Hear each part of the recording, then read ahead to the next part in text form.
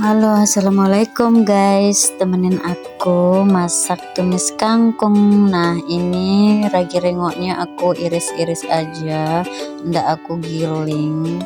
Namanya juga tumis kangkung ya guys, tapi itu tergantung cara orang yang buat. Kalau aku sih raginya diiris-iris. Nah, jangan lupa kita tambahkan garam 1,5 sendok. Jangan lupa digaur-gaur biar nggak motong. Setelah garamnya tercampur, kita campurkan micinnya jangan terlalu banyak ya guys, biar kita nggak banget.